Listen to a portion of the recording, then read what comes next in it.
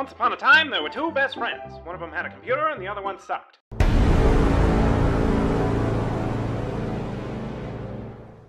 Hello everybody, welcome back to Chillin with Miguel only. I have eyes in my throat to see your cock.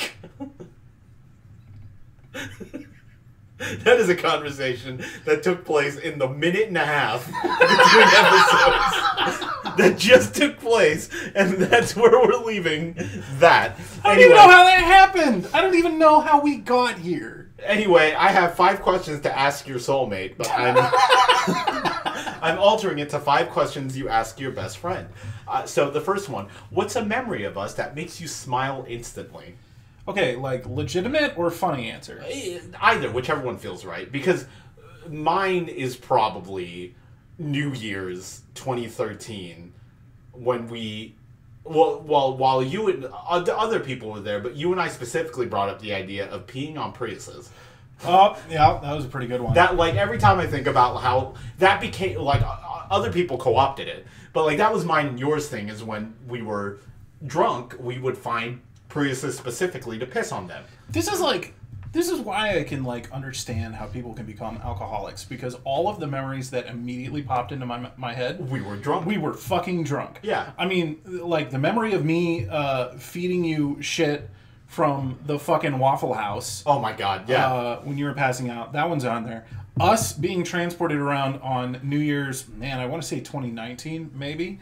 Might have been 2018. It was definitely 2018. In the trunk of fucking... Yeah, I'm a just gonna say his hatchback. name. It was a hatchback of... I think we just called him the Italian. Yeah, the Italian's fucking car. Also, like, fucking the OG Jamaica night. Oh my god, Jamaica night. Your birthday at Insert Coins in that Vegas. Was my 21st. That one was good. Like, that was another one.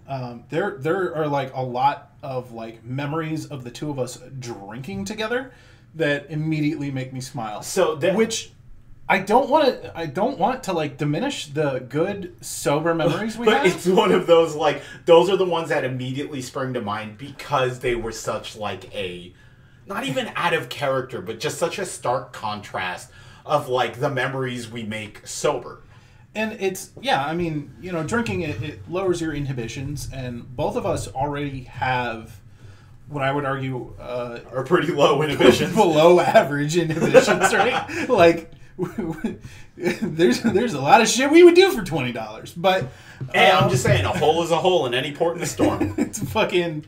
$5 and this throat is yours. But you fucking throw a little alcohol into that mix, and goddamn, we got into some crazy fucking shit. So another one that makes me smile. Not at the time. Neither of us smiled at the time.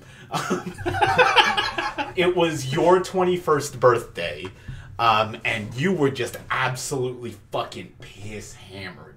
Like, end of the night, puking into the sink hammered. That wasn't my 21st. What was that? Was that was something? That it was a holiday, but it wasn't my 21st. It was some party that we were having. And Tokyo was just absolutely fucking destroyed. And he's just vomiting into the sink. His girlfriend at the time was comforting him. And so I am a very loving drunk. However, that's only after I have a couple different phases when I, like, everybody's got their own, like, stages of drunk. But so, like, I'm a very, like, happy drunk at first, but there's this very, very thin line where I am just an absolutely irritating instigator. And I just happen to be straddling that line. And so Tokyo just latched onto the phrase, "Don't patronize me." Because everyone was being like, "Oh, you're okay, dude. You're all right. You'll be all right." And he just latched onto that phrase. And then I, in my state of... So, before I become a very loving drunk, and Tokyo can attest this, I'm an incredibly loving drunk. Oh, yeah. At a certain stage, yeah. But so, just before that is this tiny, thin line of, I'm going to make your night awful. Which is why, back in the day, I would just try to blow past that line. But so the whole time I was like, well, I mean, you can just kill me if I'm patronizing you. Here's a knife, stab me, like, not funny at the time. No. Very dangerous. And, like, I saw him. He considered it for a second. But now thinking of it, I'm just like, you know what? It's kind of funny that, like, it was just such, like, a confluence of bad things coming from, good things. That, like, because I very rarely get to am at that point where I'm just an irritant. But it was definitely, I was like a shit little brother.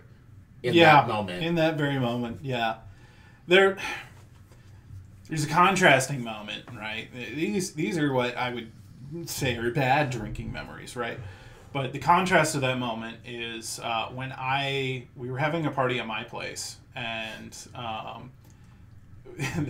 somebody showed up that both of us despise.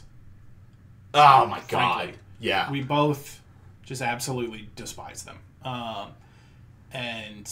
That's the case to this day. Like, I don't really hate that easily.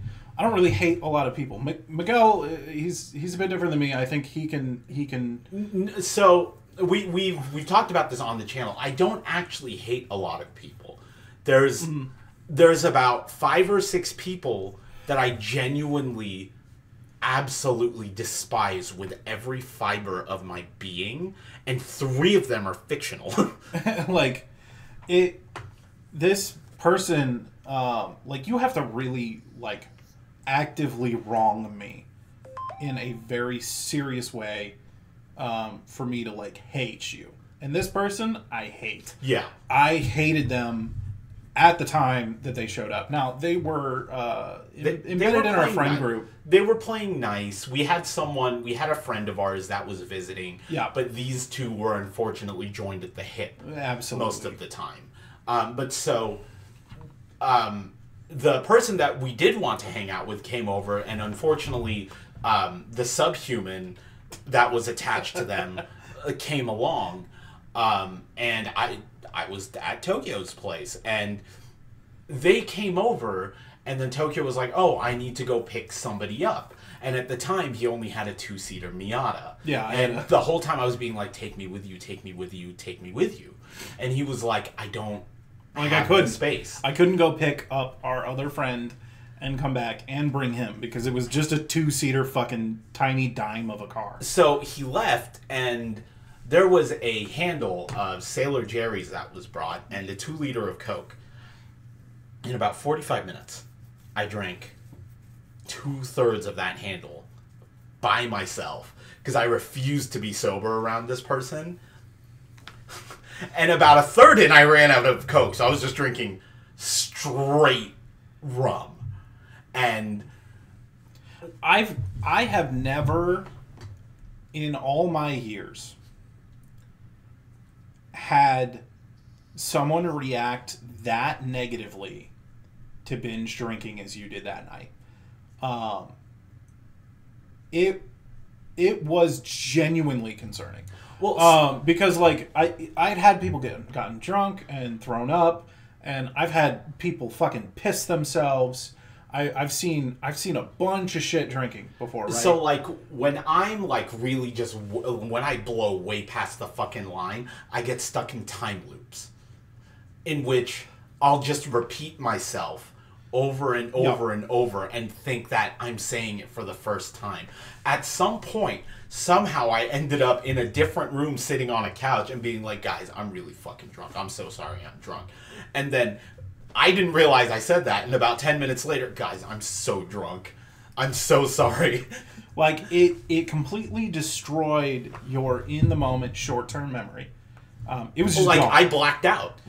Genuinely, I blacked out. It was definitely alcohol poisoning. It just was. Because so I started. Eventually, I was just puking, and I puked all throughout the night, and I was straight up at the end of puking out all the alcohol, I was just puking blue. So it was genuinely alcohol poisoning, and then when that was done, I dry heaved for another 3 or 4 hours. The very concerning part was the dry heaving. Yeah. So, you puked everything out, and it was gone. You were dry heaving for hours. I mean, it was a long time. And the only reason that, you were not taken to the hospital was because we were like 19. Was, well, I mean, there was that, but we had somebody with, I'm going to say, a modicum of they were health. They were not a registered nurse. They were a licensed nurse. Yeah, they were a licensed nurse, and they were keeping an eye on you. And boy, was I fucked up. You know what? No, I do think now it's kind of funny. But that's also because now I live in a personal bubble of, you know what, it didn't kill me, so it's a funny story later. I mean, yeah, oh man, it's still not funny to me. That was probably the most concern I've ever had for you. That makes me feel good, actually. Like, I mean, you are a special kind of dumbass, my friend. You know, and there have been some times where I look at you and the thought legitimately crosses my head, like, is he going to clutch this one out, right? I did. But technically. Like, that night, because I had, again, you know, we had been drinking tons of times. I had seen people get, like, way overwasted. That night, Tokyo was thinking Miguel versus alcohol, alcohol low diff. On top of that, like, I had seen you drink more than that. But so the biggest issue is I had never drank more than that in that short of a time period. In less than an hour, I basically drank a handle by myself. So, like, for the first 3 hours of that experience, right, I was like, all right, he's fucked up. He's going to puke a bunch. But I was loving, and I was just so apologetic. Yeah. And then once the person that we hated left, and I started kind of sobering up, and then, like, violently ejecting my organs. It was really when you hit the dry heaving phase that, like, I was like, man, he's been in there dry heaving for like 20 minutes. And I went in and we had our nurse buddy who was checking on you and making sure that you were okay. And that was like in that moment when I saw you and that you were just dry heaving, and I like got the story. It was like, yeah, he's been dry heaving for about 20 minutes. We got to make sure that we're replenishing his fluids. He's just going to puke it up because he's just dry heaving, but we have to, like, keep trying. And, you know, I was like, yeah, I was really worried. That was a low diff. I was like, oh. But I clutched it. I was like, oh, no. I clutched it. He is not going to make it. The only other time that comes close to Was it Waffle House? No. Really? No, it was not. That would have been a high diff either way. This was one of the ones where, like, I didn't think that you were gonna die. But permanent bodily harm was on the table. Which night? It was more than one night. Oh, no! But there was that time when your finger swelled up. Oh, so that one was an ingrown nail. But my boy, you looked like you were gonna lose that finger. It did. So I bite my nails, and it was really, really bad after I got out of high school. That first year and a half I was out of high school, I would fucking, any chance there was any sort of growth, it was gone. But so there was one time where I ripped part of my cuticle off biting my nail, so it grew inward, like the nail grew inward, and it was my middle finger on my left started swelling, like, with blood and pus. And we were both, it did that for, like, 2 or 3 days. And we were both just like, dude, I might need to go to the emergency room for this. Like, the level of concern that I had for him in this moment, because looking at his finger, looking at it, I legitimately believed it was blue. That it was going to explode. Well, so... I mean, like, pop. So what ended up happening is, like, I had just put a bandage over it just to be like, out of sight, out of mind, I'll be fine. We go to Burger King, and I go to take off the bandage so I could replace it because we had just finished eating. And I guess part of the adhesive portion got stuck to the skin that was swollen, and it, like, burnt, and it, like, tore it open. But so then everything started draining, and my finger returned to normal, and we were like, all right, we're good. Yeah, but there, I mean, those 3 days... When it was at its worst... It was a little touchy for those 3 days. And I was looking at it, and I legitimately, like, I was doing that thing. Like, I was rationalizing the worst case outcome. Yeah. In which, like, you lose a finger, right? But looking at it, it legitimately looked like it could pop. To the point where I was Googling if that was possible. Like, anatomically possible. Like, if it just popped and your bones just fell out or something. Like I was just, like, I didn't know enough about how fingers worked to, like, know what traumatic outcome I needed to be prepared for in case I saw it with my eyes. So, we're going to segue very gracefully into the next question. This has been moments that make you smile instantly. This has been the topic of the day. So this one you can either do funny or wholesome. Okay. What's one thing about me that you admire the most? So for me, to this man, Mr. Tokyo last name, and this is no meme here. I'm going to be very wholesome in this moment. I genuinely admire his thirst for knowledge in anything. It doesn't necessarily like he's getting his PhD in fucking neuroscience. That's dope. Like, I know people who get PhDs in business. Like, what the fuck are you gonna learn? That, like, the rich get richer? Go fuck yourself. But, like, this guy is genuinely, like, trying to study the brain. But, like, even outside of that, he's a fucking, like, I say amateur cryptologist, but that is a disservice to his skill in that. As well as, like, the dude still knows how to code. He speaks at least 3 languages.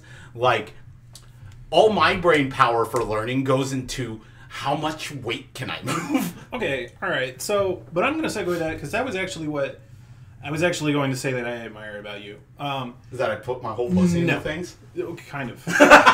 Kind of. So, no, it's, so, what's that fucking phrase? It's just like, if, you give a man a hammer, suddenly the whole world starts to look like a nail. I've never heard this phrase. Yeah. So it's like a term of phrase, but it essentially means like when you attack the problems that you see in front of you, you use the tools that you have on hand, even if they're not the right tools, because you don't know what the right tools are. You only have the tools you have, right? And a good craftsman doesn't blame his tools. And that is probably the number one thing that I admire about Miguel, because despite the fact that he is often fucked by Pokemon, ill-equipped to deal with it. Well, no, so like, you have an underrated mastery of several fucking things. For one, you are way better at math than you gave yourself credit for. I give myself credit for quick math. But that is like a legitimate fucking skill. It's quick and it's accurate. You don't often make mathematical errors. The speed and accuracy with which you are able to determine, just on a numbers level, if you should or should not do something, be it in a video game or in real life or, you know, whatever. Like, you very quickly can run the fucking numbers and without, like, missing a beat, take the pace that you want to take. We have seen that in Pokemon several times. We've seen it in fucking Pokemon. We've seen it, like, I see it in your daily life all the time. The thing is, you hate school, or at least you did for a very long time. No, I still hate school, but more I've just accepted. Well, my specific issue is with the American university system. It is filled with a bunch of racist criminals, and that's not even just to say racist against the people of color. They also completely essentially wage slave the white folks too. But it's neither the time nor the place for my weird Like, I'm pretty sure the highest level of math that you've taken is what? Algebra? Algebra 2. Yeah. That was it. It's like algebra, and I also know your grades from that time. So yeah, it was like I know that your grasp on algebra is not what one would call masterful. So, but let me be very upfront about that. It's not my grasp of algebra. It's my care about homework. But I hate busy work. The point that I'm getting at is, like, for a relatively unpracticed, untrained mathematician, the grasp that you have on the math that you have is wielded like a surgical knife. Unless it's with shapes. Despite the fact that it's a fucking hammer. Like, that's what I mean when it's like, give a man a hammer, the whole world's a nail. You use the tools that you have on hand with such masterful and surgical skill that it appears as if you're using a different fucking tool than you are. And this frankly leads to a lot of frustration in your life. Well, I wasn't equipped with the proper tools, but I will make it work. Because you see, like, I don't know if, so we've established that there is a TISM spectrum, right? And I'm definitely on there. No, you're definitely on there. But I think that a lot of your life, you have struggled with the fact that other people are capable of things that you struggle with. Well, so I think it's more that people are able to do things not the way as I understand how to do them. So I think they're doing it wrong, but really I'm just doing my own weird method that shouldn't work. Yeah. You're using a hammer. Yeah, I'm using a hammer to drill a screw. And it's one of those things where if you didn't know him, you would really think he knew what he was doing. Like, I do know what I'm doing. I just don't know the proper way to do it. You could be convinced that this man has found a better method. He hasn't. He's just really good at doing it wrong. So another graceful segue to the next question. I've adapted this because clearly you don't consider me your romantic soulmate because he's getting fucking married to someone else. I am indeed. How did you know we were best friends? Oh, man. I mean, so, like, we talk about our origin. I'm pretty sure we've covered it here. With the whole, nobody you showing up to be a sex demon. You show up to my party, like, way early. Like, he showed up... like, hours ungodly early. I mean, the party was at, like, 6, and I'm pretty sure he showed up at 2:30. So, it was at 5, and I showed up at, like, 2:30. It was... You were hours in advance. And we went out, and we were just hanging out by the pool, and I didn't really know him. Like, we had hung out one time prior to that, and he was, like, a friend of a friend, and I just remembered he, like, you, like, humped the fuck out of one of our other friends. So I didn't actually. It was like air humping. Yeah, like whenever his like back 5 feet below. Right. For some reason, my freshman year of high school was, and it was only to my male friends, because I would never demean a woman like that. Yeah. But my male friends, you best believe I'll stick my member in them consensually. Is that, like, I would air hump them. It's like, you know how people do, like, the holding up the Leaning Tower of Pisa thing? I would do that to my male friends. But, like, humping them, like, they would be, like, bending over to pick something. You can't explain it. No, I can. It is like the Leaning Tower of Pisa thing, where people, like, are, like, a mile away from the thing and pretending to hold it up, the perspective thing. But, like, whenever my male friends would, like, bend over to pick something up from, like, 5-10 feet away, I would air hump them as if I was doing the Leaning Tower of Pisa photos. They can understand that. If you don't understand that, put it in the comments. He's getting so worked up. And I will add a video. You know, I'm editing this. Let's create a video depiction right now. So this was My only interaction to him at this point, he shows up hours early to my party. Or only like, one-to-one interaction at that point. I was like, fuck. Like, what am I going to do with this guy, right? Like, how am I going to keep this dude entertained? I really wanted this party to be a success. Like, I really wanted it. So I was like, I got to keep this dude entertained somehow. What the fuck are we going to do? We'll just go and I'll, like, show him the pool and... We just, like, shot the shit for, like, an hour. We shot the shit. His opening line, though... Well, no, it wasn't. It wasn't an opening line. No, it was just there was a lull in the conversation. There was like a pause, and it was awkward. And so I just thought up the most ridiculous thing that I could think of, which was true. I was, in the nicest way, not in like a pest way. I was absolutely a sexual deviant my first year of high school. Like I was the physical manifestation of a hole is a hole. So, anyway, that was like the origin, right? The moment that I knew we were like best friends was it Left 4 Dead? Left 4 Dead. Because that's what I was going to say was Left 4 Dead. But a specific moment of we were playing, we paused the game because your mom was calling and you were like, I'll be home tomorrow. I'm going to stay the night at my friend's place because we're playing video games. That's when I was like, oh shit. We're like actually friends. Like, for one, he invited himself to sleep over and like, I'm cool with that. Okay, actually, I do have to segue on that super fucking fast. My plan was to just not go home. Yeah. Now, whether or not that meant that I was spending the night at your place or not was inconsequential to me. Like, if I needed to go hang out all night somewhere, like, roam the streets like a fucking wild dog, right? Like, I was going to. It was just like, I hated being at home. But, I absolutely fucking despise being at that place.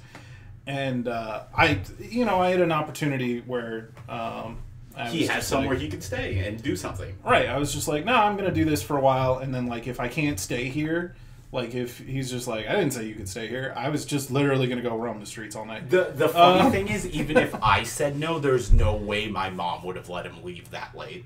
Probably not. No. There's no way. Probably not. Mama she was always fucking Well, because the thing is,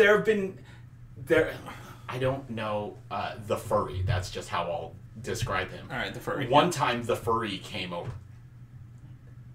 Yeah. I remember. Came over and he was like, I have Halo ODST. Let's play it. And I was like, cool. And he spent the whole night playing it himself. And I was like, hey, it's pretty late. I gotta go to bed. And he was like, oh, okay, I'll get the fuck out. And he was getting ready to leave, and for some reason my mom was up, and she was like, oh no, you can just stay here. And I was like, And obviously I don't mean what I'm about to say, but I was like, you bitch! You stupid bitch! I was almost rid of this fucking cyst on my evening. Fucking... Anyway, but that was genuinely the moment. So, like, I used to just... Left 4 Dead came out, and I didn't, at the time, have an Xbox 360. But I did. But you had an Xbox 360, and you had the goddamn game. I was foaming at the mouth to play Left 4 Dead. So, in 2008, winter break, that's all we did. He would just come over, and he was at my place for, like, 3 days. I would come over for days at a time, and we would just play that, and I swear to God, we did that for a year. Yeah. I loved that game. And we, yeah, I came over because I really wanted to play Left 4 Dead, and I was like, this is the weird, fucking sex demon guy, right? Like, in my head, I was like, this is the weird sex demon. How do I exercise this guy? With sex salt? Do you remember that? And, like, yeah, I knew that, but, like, that's how badly I wanted this game. Like, all caution to the wind. The previous, and don't get me wrong, the sex demon thing made me laugh out fucking loud. Yeah, it was pretty fucking We bust out loud. We had a great time at the party. Like, I wasn't like, this dude's an absolute fucking weirdo.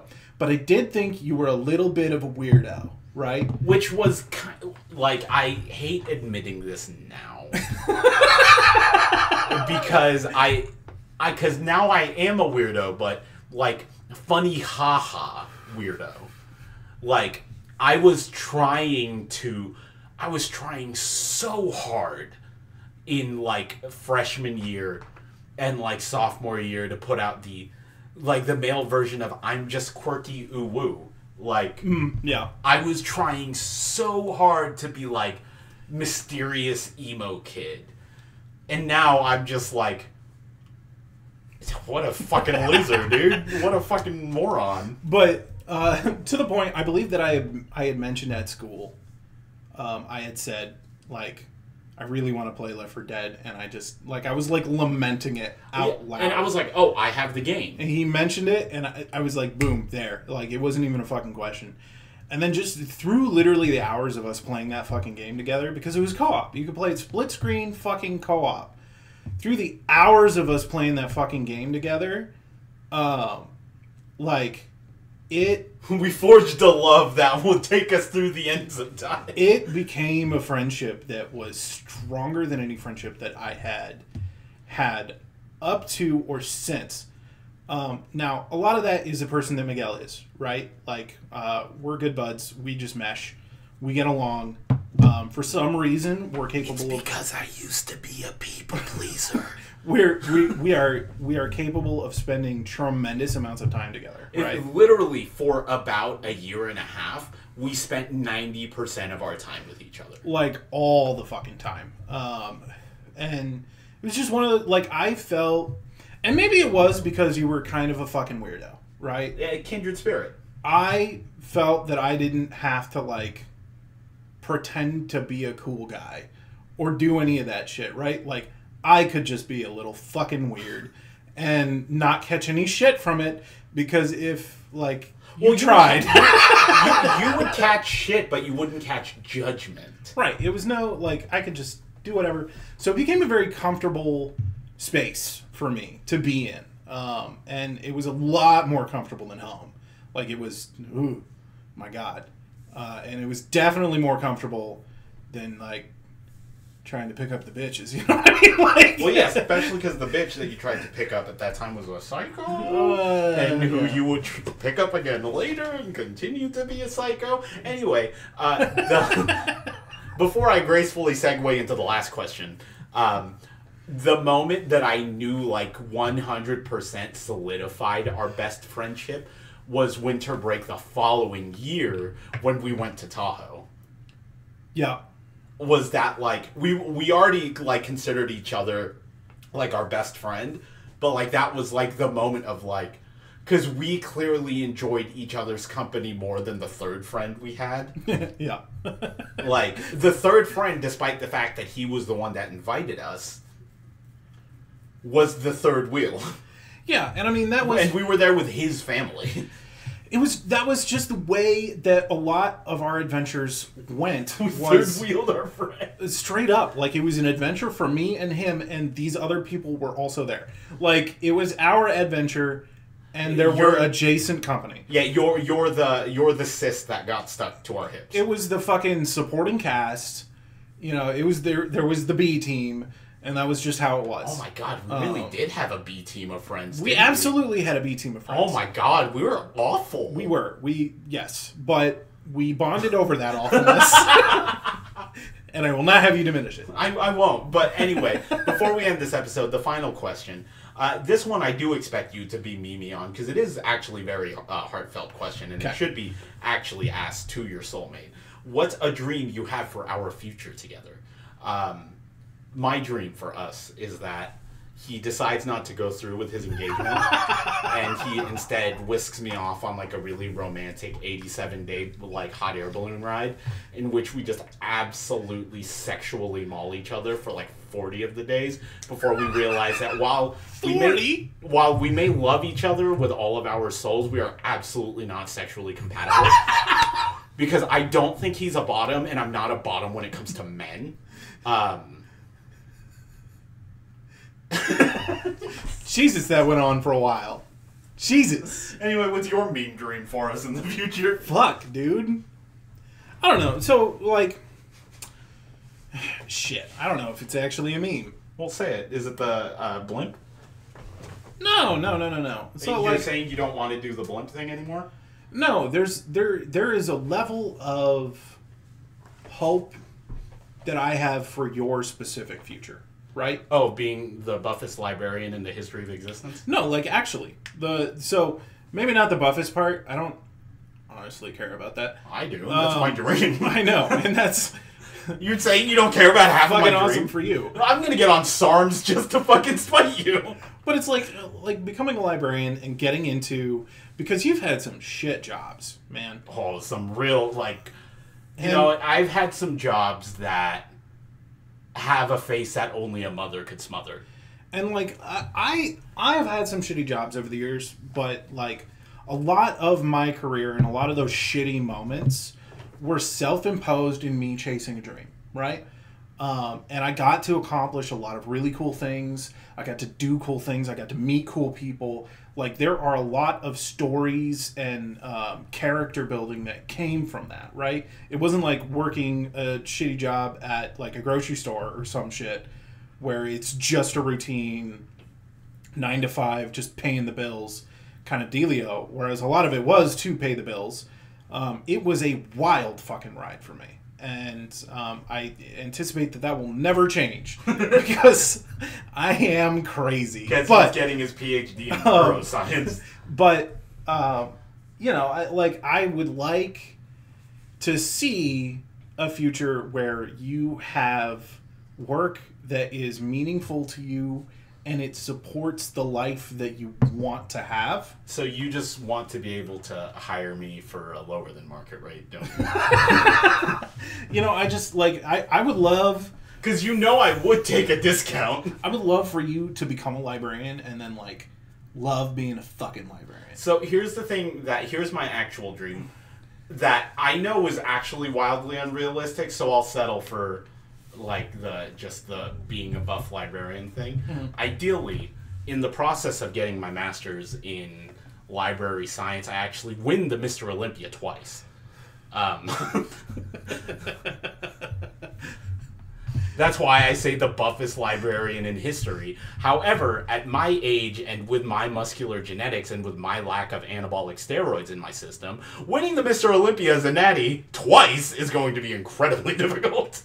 Now, the Mimi answer, right, is I want you to find the person of your dreams, right? I want you to find the person, you know, that you are 100%. Take him on an 87-day balloon.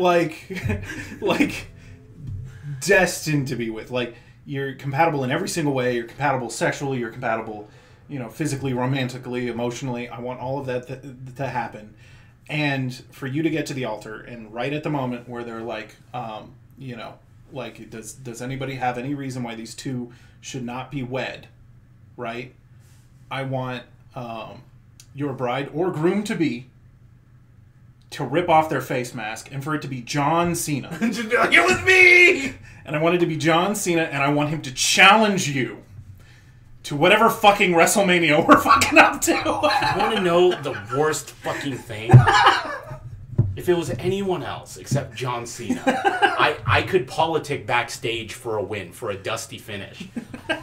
John Cena, I could never out-politic John Felix Anthony Cena.